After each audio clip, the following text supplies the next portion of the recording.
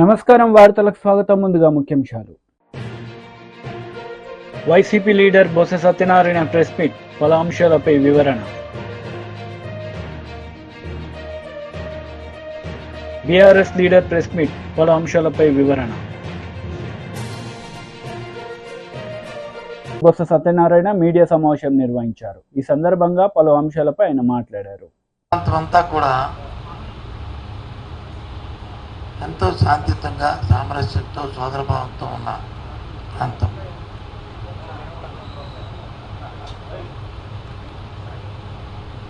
ఎన్నికల నేపథ్యంలో కూడా ఎక్కడో చిన్న చిన్న సంఘటనలు తప్ప పెద్ద సంఘటనలు ఎక్కడా జరగలే, ఏ విధంగా ఇబ్బంది జరగలే. అటు రాజకీయ పక్షాలు కానీ, ప్రజలు కానీ, లేదా అధికారులు కానీ, అధికార యంత్రాంగాలు కానీ అందరూ కూడా ఎవరి బాధ్యత వారు వారి వారి పరిధుల్లో ఏదైతే మనకున్న సాంప్రదాయం ఉన్నాయో వాటి ప్రకారం ఎన్నికలు జరుపుకున్నాం.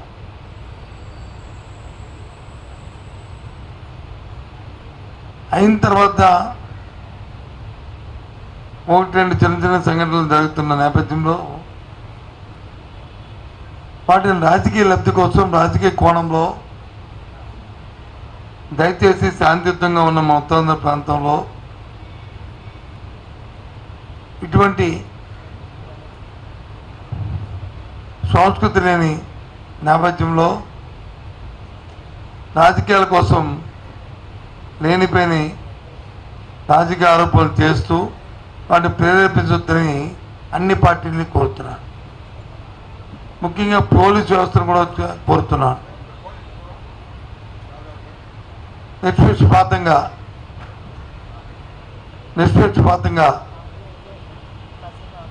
ఏ సంఘటన పట్ల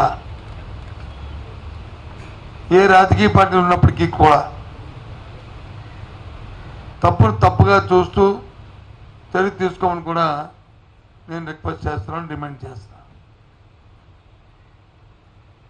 అదే నేపథ్యంలో రాజకీయ నాయకులు కూడా అనవసరంగా ఆరోపణలు చేసుకొని నిందారోపణలు చేయడం అనేది తగదు. ఇటువంటిని హింసను ప్రోత్సహించొద్దు. మా వరకు వైసీపీ పార్టీ దానికి పూర్తి వ్యతిరేకమని చెప్పి మనం చేస్తాం.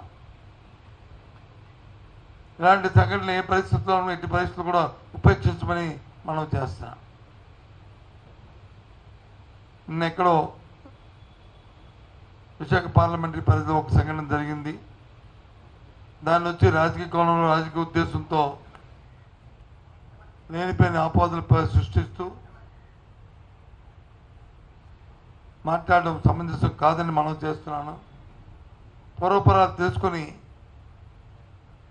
చేయాలని, అలాగే సైమల్టేనియస్గా నేను కూడా పోలీసు అధికారులతో మాట్లాడడం జరిగింది. ఒకవేళ నిజంగా దాన్ని రాజకీయ ప్రారంభం కానీ కక్షపూరితమైన చర్యగా అది అయితే మాత్రం నిష్పక్షపాతంగా చర్య తీసుకోవాలని కూడా డిమాండ్ చేస్తున్నాను. ఎందుకంటే మా ఉత్తరాంధ్ర ప్రాంతం ఎంతో సామరస్యంగా, సోదర భావంతో మెలిగే మనుషులు. రేపు 9వ తారీఖు నాడు జగన్మోహన్ రెడ్డి ప్రమాణ స్వీకారం చేసిన తర్వాత ఈ ప్రాంత ఎగ్జిక్యూటివ్ క్యాపిటల్గా వస్తూ ఎంతో ప్రపంచ స్థాయిలో ఈ పట్టణం అభివృద్ధి చెందుతున్న నేపథ్యంలో దీన్ని మనం కాపాడుకోవాల్సిన బాధ్యత, ఈ ప్రాంతాన్ని అభివృద్ధి చేసుకున్న బాధ్యత ఆ మన సాంప్రదాయాల్ని మనం కొనసాగించిన బాధ్యత ఈ ప్రాంత పౌరులుగా, ఒక రాజకీయ పార్టీ నేతలుగా కాకుండా ప్రాంత పౌరులుగా మన బాధ్యత అని చెప్పి అన్ని రాజకీయ పార్టీలు కూడా నేను కోరుతున్నాను. దయచేసి అందుకోసమే మీ ద్వారా చెప్దామనే ఇవాళ ఈ పత్రికా సమావేశాన్ని ఏర్పాటు చేశానని మనం చేస్తున్నాం. ఒకవైపు ఏమో మీరు ఖచ్చితంగా ప్రమాణ స్వీకారం చేస్తారని చెప్తున్నారు, ఇంకోవైపు ఏమో కంప్లైంట్లు ఇస్తున్నారు. మేమేమి కంప్లైంట్లు వచ్చి ప్రమాణ స్వీకారానికి కంప్లైంట్కి సంబంధం లేదు. కంప్లైంట్ దేనికి నిన్న గవర్నర్ గారిని కలిసామంటే మేము ఎలక్షన్ కమిషన్ ఎవరైతే నియమించిందో ఒక అధికారిని, ఓ రిటైర్డ్ పోలీస్ ఆఫీసర్ని లా అండ్ ఆర్డర్ సంబంధించి పర్యవేక్షించడానికి, ఆ అధికారి ఏకపక్ష నిర్ణయం తీసుకోవడం వల్ల ఏదైనా కంప్లైంట్ ఏదైనా ఒక ఫిర్యాదు వస్తే దాని మీద క్షుణ్ణంగా పరిశీలన లేకుండా చర్య తీసుకొని ఏ ప్రాంతంలో అయితే జిల్లాధికారులను మార్చారో ఆ ప్రాంతంలోనే సంఘటనలు జరిగిన సంఘటన పట్ల ముందు కానీ వెనక్కి కానీ దాని మీద ఆలోచన చేయలేదని చర్యలు తీసుకోలేదని చెప్పాం. ఒక అధికారిని నియమించే ముందు ఇటువంటి సున్నితమైన సమయాల్లో అధికారి తాలూకా యాంటీడేట్ వెరిఫికేషన్ చేసుకోవాలి. పూర్వపరంలో వారి తాలూకా ఎక్స్పీరియన్స్, వారి ఉద్యోగ బాధ్యతలు నిర్వర్తించినప్పుడు జరిగిన సంఘటనలు అవన్నీ పరిగణలోకి తీసుకొని చేయవలసిన బాధ్యత ఉంది. అలా కాకుండా చేయడం వల్ల, ఆ తొందరపాటు నిర్ణయాల వల్ల ఈ జరిగాయని చెప్పని గవర్నర్ గారు ఫిర్యాదు చేశాం, సెంట్రల్ కమిషన్ ఫిర్యాదు చేశాం. దాని మీద నిన్న జరిగిన తర్వాత వచ్చిన ఉత్తర్వులు కూడా మనం చూసాం. అంతే తప్ప మాకేం అబద్ధ భావంతో మేమేం చేయలే. ఎందుకంటే రాబోయే కాలం మళ్ళీ రాష్ట్రాన్ని పరిపాలించే వైఎస్ఆర్సీ పార్టీ కాబట్టి అటువంటి సంగతి పునరావృతం. టీడీపీ లీడర్ మీడియా సమావేశం నిర్వహించారు. ఈ సందర్భంగా పలు అంశాలపై ఆయన మాట్లాడారు. కార్యకర్తలు మీ మాటలు నమ్మే పరిస్థితిలో లేరు.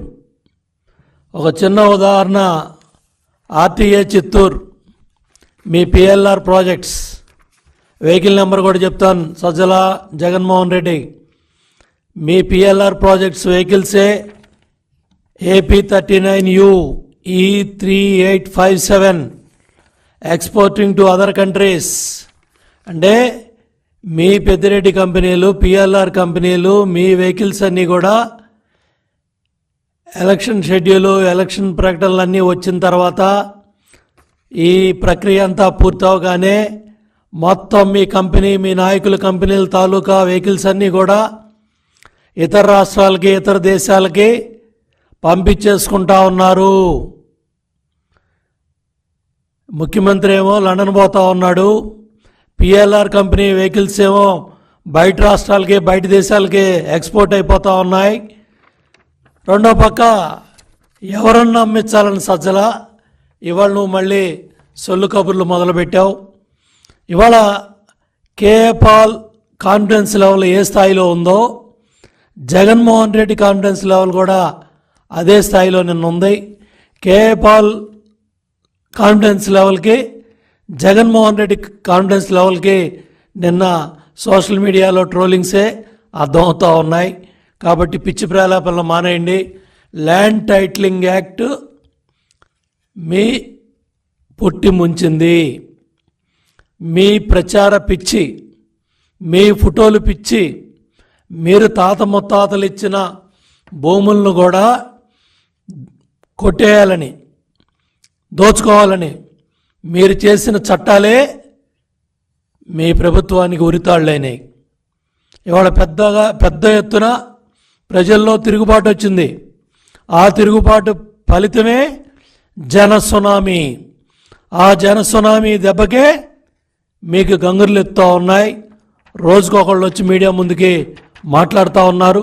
నేను అడుగుతా ఉన్నా, మొదటి క్యాబినెట్లో కానీ, రెండో క్యాబినెట్లో కానీ 40 మంది మంత్రులు ఒక్కడు కూడా ధైర్యంగా మీడియా ముందుకు వచ్చి మేం గెలుస్తామని మాట్లాడట్లేదు.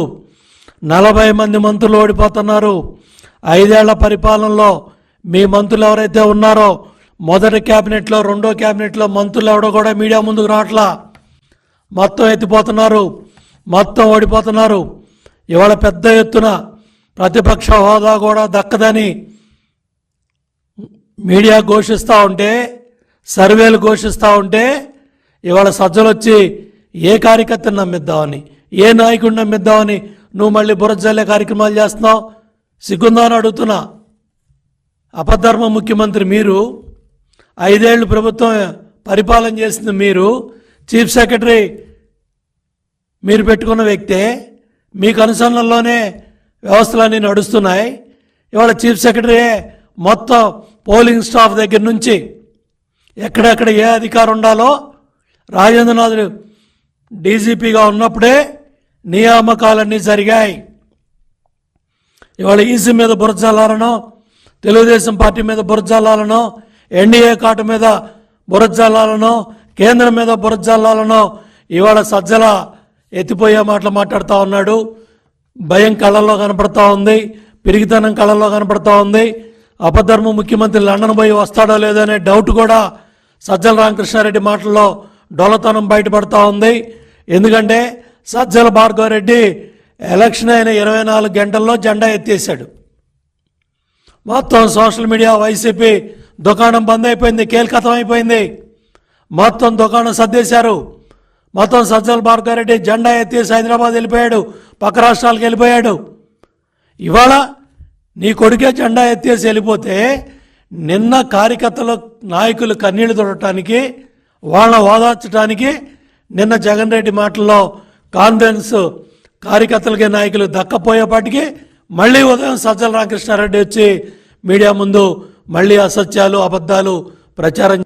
బీజేపీ లీడర్ మీడియా సమావేశం నిర్వహించారు. ఈ సందర్భంగా పలు అంశాలపై ఆయన మాట్లాడారు. పోటీ చేస్తున్నటువంటి అభ్యర్థి ఖర్చులో జమ చేసి ఆయనను డిస్క్వాలిఫై చేయమని ఈరోజు ఎన్నికల సంఘానికి సంబంధించిన అధికారికి మేము దరఖాస్తు ఇచ్చాం. ఎఫ్ఐఆర్ చేగుంటలో నమోదైనటువంటి క్రైమ్ నెంబర్ 161/2024 మళ్ళీ ఎఫ్ఐఆర్ కాపీ లేదంటారేమో అని చెప్పి పబ్లిక్ డాక్యుమెంట్ ఇది గూగుల్లో కొడితే దొరుకుతా ఉంది. క్రైమ్ నెంబర్ 161/2024 పోలీసు వాళ్ళు నమోదు చేసినటువంటి ఎఫ్ఐఆర్ కాపీ తీసుకొచ్చాం. ఈ ఎఫ్ఐఆర్ కాపీకి అనుబంధంగా వాళ్ళు పెట్టినటువంటి పంచనామా, ఈ పంచనామాలో ఏ బూత్కి ఎన్ని పైసలు ఎన్ని కవర్లు అనేది డీటెయిల్గా రాయడం జరిగింది. ఇన్ని ఆధారాలను తీసుకొని వచ్చి ఈరోజు ఎన్నికల సంఘానికి మేము ఇచ్చి ఈ పోలీసు వాళ్ళు రిజిస్టర్ చేసినటువంటి కేసులో రెడ్ హ్యాండెడ్గా దొరికినటువంటి 3 ముద్దాయిలు వాళ్ళు చెప్పిన పేరు ఏంటంటే 4వ పేరు కొండాపూర్ గ్రామానికి సంబంధించిన రాజిరెడ్డి అనేటువంటి వ్యక్తి వెంకట్రామరెడ్డి గారి తరఫున ఈ డబ్బుల్ని ఊర్లలో పంచమని మాకు ఇచ్చినాడు అని పోలీసు వాళ్ళకి ఇచ్చిన కన్ఫెషన్ స్టేట్మెంట్లో దొరికిన 3 ముద్దాయిలు చాలా స్పష్టంగా చెప్పడం జరిగింది. నేను ఈ సందర్భంగా ఎస్ఐ చేగుంటను అప్రిషియేట్ చేస్తూనే ఎస్పీ మెదక్ గారికి చెప్తున్నటువంటి విషయం ఏంటంటే ఈ ఇన్వెస్టిగేషన్ ఎవరైతే సూమోటో కంప్లైంట్ ఇచ్చిండో ఆ ఎస్ఐ ఈ కేసు ఇన్వెస్టిగేషన్ చేయడానికి వీల్లేదు. కాబట్టి జిల్లా పోలీస్ అధికారిగా ఇంకొక అధికారిని ఈ కేసుని ఇన్వెస్టిగేట్ చేయడానికి అపాయింట్ చేసి ఏ ఫామ్ హౌస్లో అయితే మీటింగ్ పెట్టినరో ఆ ఫామ్ హౌస్ సీసీటీవీని ఫుటేజ్ని రికవరీ చేసి అందులో ఉన్నటువంటి అన్ని కార్లను కూడా ఈ కేసుల్లో ముద్దాయిగా చేర్చడంతో పాటు ఇంకా టెక్నాలజీ బాగా పెరిగింది కాబట్టి ఆ ఫామ్ హౌస్లో ఆ అర్ధరాత్రి ఉన్నటువంటి కార్లతో పాటు ఆ టవర్ లొకేషన్ తీసుకుంటే ఆ టవర్ కింద ఎన్ని ఫోన్లు అప్పుడు ఉన్నాయో ఆ ఫామ్ హౌస్లో తెలుస్తుంది. కాబట్టి వాళ్ళందరినీ కూడా ముద్దాయిలుగా చేర్పించి ప్రాపర్గా ఇన్వెస్టిగేషన్ చేయించాలని ఎన్నికల అధికారికి ఈ సందర్భంగా దరఖాస్తు ఇచ్చాం. బీఆర్ఎస్ లీడర్ మీడియా సమావేశం నిర్వహించారు. ఈ సందర్భంగా పలు అంశాలపై ఆయన మాట్లాడారు.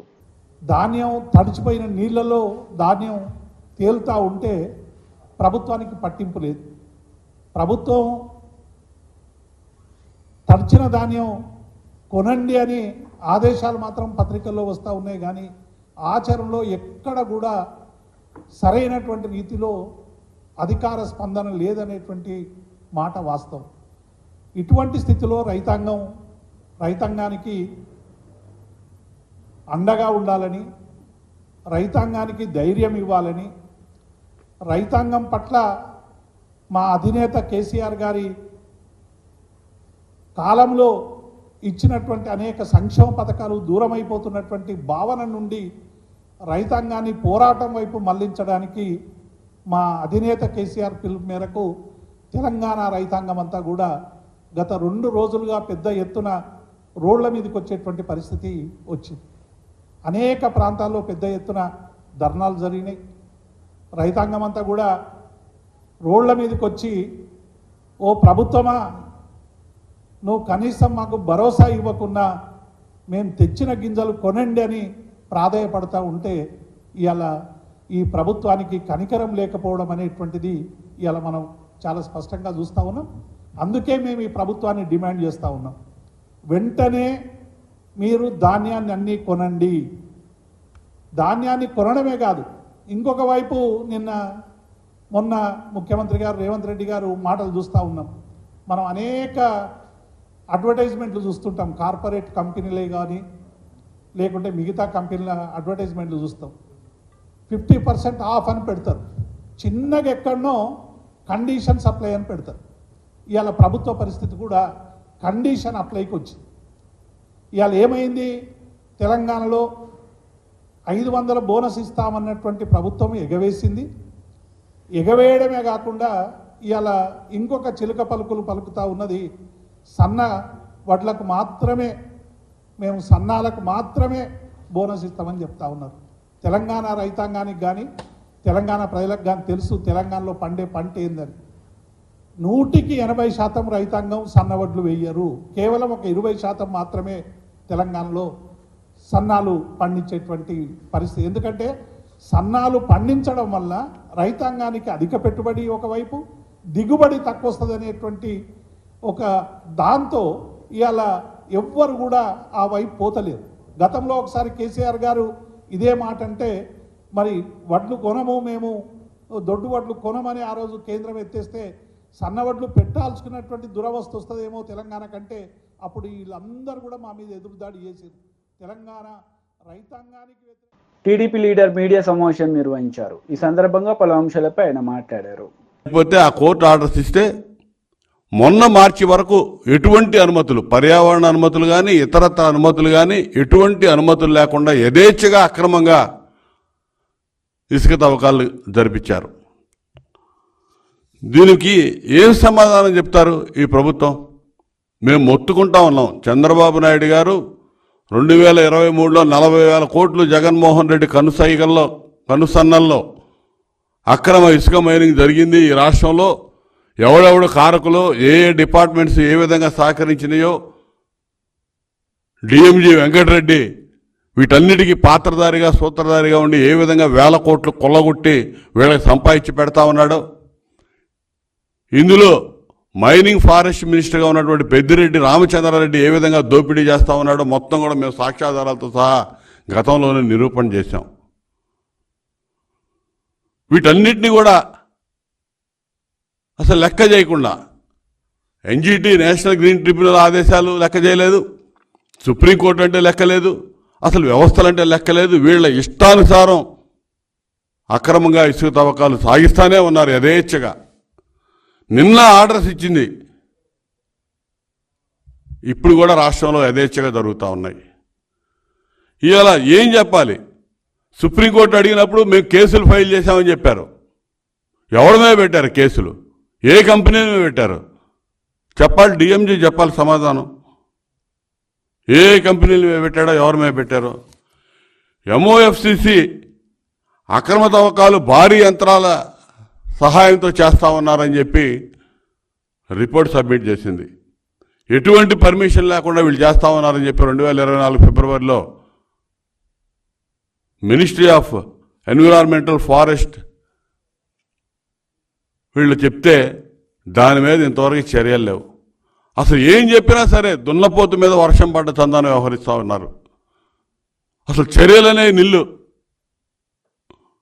అసలు దీనికి ఈరోజు సుప్రీంకోర్టు కూడా చెప్పిన దానికి అసలు ఏం చెప్తారో అర్థం కావట్లా. ఇప్పుడు వీళ్ళ పర్యవేక్షణ, రాష్ట్ర ప్రభుత్వ పర్యవేక్షణ లేకుండా సుప్రీంకోర్టు పర్యవేక్షణలో జరపాలి రేపటి నుంచి. కలెక్టర్లు చూస్తేనే 22 మంది కలెక్టర్లు ఒకే రకంగా ఏ అక్రమ తవ్వకాలు జరగట్లేదని రిపోర్ట్లు ఇచ్చారు. ఇవన్నీ రేపు 10 రోజుల తర్వాత 20 రోజుల తర్వాత ప్రభుత్వం. వార్తలు ముగించే ముందు ముఖ్యాంశాలు మరోసారి. YCP leader Botsa Satyanarayana press meet, పలు అంశాలపై వివరణ. బీఆర్ఎస్ లీడర్ ప్రెస్ మీట్, పలు అంశాలపై వివరణ. ఈ వార్తలు ఇంతటితో సమాప్తం. తిరిగి ప్రసారమయ్యే వార్తలు మళ్ళీ కలుద్దాం. అంతవరకు సెలవు. నమస్తే.